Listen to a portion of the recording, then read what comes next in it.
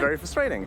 So what we did is to exit Rappel now, you're going to have to press your navigation key. The same way you do when you vault, the same way you do when you rappel in, and that way you get more control over what's happening, and you can actually not get stuck in that long animation. So it should feel just as fluid as it is now, just now you have control. Brilliant, love to hear it. Now, you've made a change to our playlist as well. Those of you looking to go for some casual play.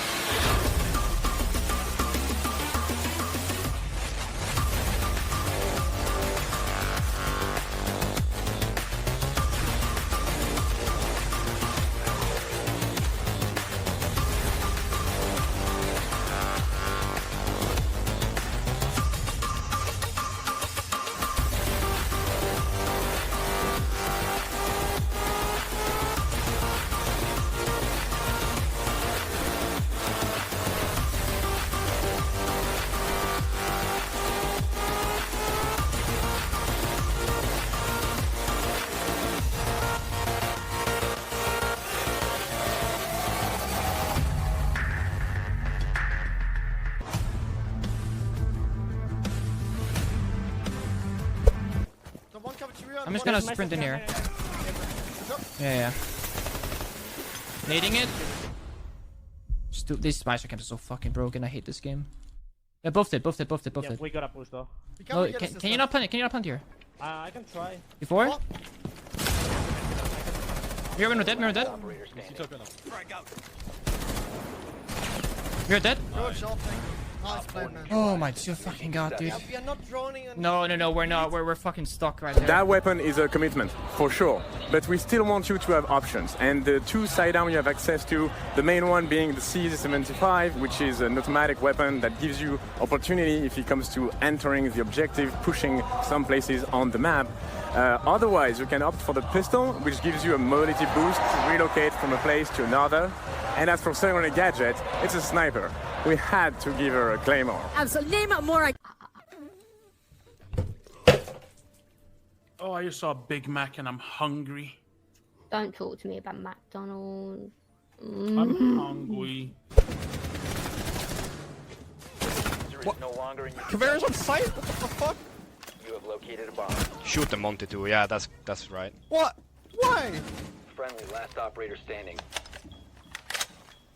4 last operator standing. He's above. Kitchen hatch dropped. Yeah, that's good, Fredder. Op 4 neutralized. Nice ace there. Successful. Thank you. Why Because can't I you think- listen to him? Another SMG for Defender, but we also brought an AR. We have the AUG A2 on Defender. The second AR we have in defense, the first one being obviously the 416C from Jaeger. And we felt that it was interesting in terms of like balance and fairness between the two to explore that avenue. And for secondary gadgets, we come with deployable shield and barbed wire, which are staple of defenders, protecting the objective. That's the philosophy of Wamai, and he can also protect his own. I'm not second. impressed per se. They played better than expected for sure, but I do believe that most teams played poorly at LAN. Like Navi played really poorly the first game, and then they had a really good second day. I think jet lag, nervousness as well from a first-time team. I don't think APEC is as good as people make them out to be personally. I think they're kind of overhyped right now because they appear to be doing really well. But they definitely didn't play bad by any means. They played good. Definitely played good. The ACOG clearing up too much of the angle, and so she doesn't see Holy Croissant. Rogue pushes, and 2 from behind! It's a 3K for Rogue and the pistol kill!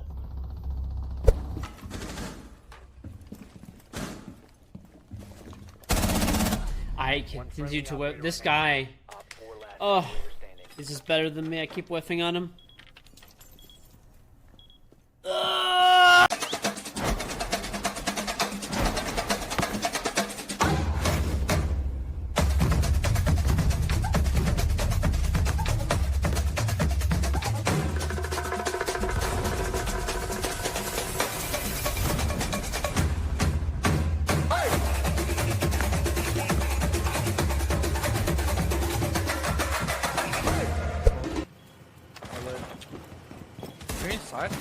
What? Hello? Game? Hello? Can you try to get the bandits?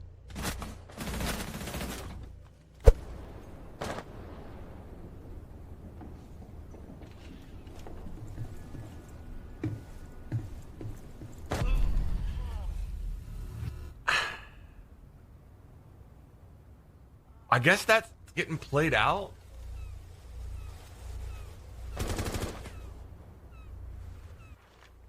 Bro. That's true. He comes equipped with a magnet that we've seen in our previous video. This very, very interesting high-tech way to deal with grenades and projectile. And we've known for the longest time that the game needed an alternative to Jaeger. We've always wanted to have options in our game based on the team, the map, the strategy. You need to be able to choose between things and choose the most optimal thing for you. But even more so now that pick and ban is the standard of Siege everywhere, not only eSport, and even during that weekend when we've seen Jaeger being bad so much, I think it is important to have an alternative to Jaeger being introduced now. I think the magnet is exceptionally interesting. We got to see it in the video a little bit there, and that to me looks like a chaos factor. Things are going to get wild with the magnet in play, but knowing the Rainbow Six Siege player base, knowing the competitive players and skills they bring to the table, this is an exceptional tool in their hands. Absolutely. Creativity is key, map knowledge. Rappel getting allocated for Retro. This is pretty rudimentary so far. The rest of Ninjas in Pajamas, though, needs to wake up and rotate over. They have the areas that they really need. They're still playing inside a delivery. We do have the Legion holding for a rotation through security. Concussions pour in, but it's going to be onto Marco. Actually stunt his growth there for just a second, but Fox wins out onto Psycho. A very weird gunfight. Muzi will trade it back onto Fox, so that shuts him down, but it's going to be laxing once again to trade things out. Ninjas in Pajamas, especially Muzi, sprinting into his angle, gets absolutely nothing in return, though. Defenders have eyes on the diffuser. Diffuser down near the door. Retro on the upside down Rappel still, so this is more than likely going to be pretty easy for him. Able to bag the first kill. Muzi is the only man remaining for Ninjas in Pajamas. Can Reciprocity win out the first map? It'll be Skies, and Reciprocity makes it a quick 7-3. Shield on it, so he's going to have to be extremely precise. Kendra now going for the plant. Hopefully they have it set up on the garage this time around well, and it seems like it's going to be confirmed. No Nitro Cell pours in. Toxic Babe at the very last second, but it's not going to do very much damage. They have to lock things down. Nello going to get tagged up. He's actually going to be down, and it's going to be an equal trade here as Retro gets confirmed inside of Kitchen. Crawls away to safety, though, is Nello. Do they know he's down? It's going to be a rotate, but Citizens on yellow. It seems like the man practically lives here. Pre-fires once again, but Reciprocity! No one's watching! What just happened? What? They just stuck the defuse with no one covering. Everyone from Reciprocity throwing bodies to the grave, but Reciprocity. What are you guys doing?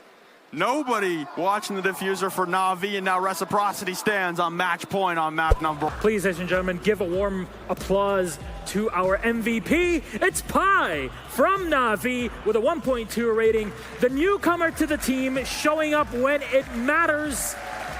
He had small but pretty big shoes to fill with Doki, but man, did he show up. This final was won on his back as well as Citizen. The entire squad played well. You saw Coastline in the way nobody expected it, and they were all on point. This teamwork from Na'Vi is just on a... Both on quite low HP, but still 5 remain up on Na'Vi's side. No Doc to help out, obviously, as you guys can see at the top of your screen. Oh, might have a nice headshot here with the pistol. Oh my! The 44 mag might have a lot of recoil, but when you only need one bullet, it doesn't have that much. For his team, that's going to bring Dark Zero in lockstep, I'd like to say. 1-1 here. As Dark Zero get the bottom floor defense. They're going to be going to CEO for the next hold. And there's the moment. It all started with Hysterics. He didn't clear the ADS, which means the flashes don't all work, which means there's hesitation on the Airwolf push, and then they file into him one-on-one. There's not much else to say. Though still going to be aggressive. Kendra's going to start things off, finally equalizing. He's rotating through lobby, and that's going to be his second kill. He goes outside. He's looking for the third, but he can't find it as he rotates towards security. Diesel, the last man standing outside of service now. So it looked like it was a pretty heavy stack there from Wildcard, but as Kendra shutting that down. Slow creep up here from Ethan. He spots the barrel of the gun, turning the corner, and there's the head slowly revealed to its penultimate demise.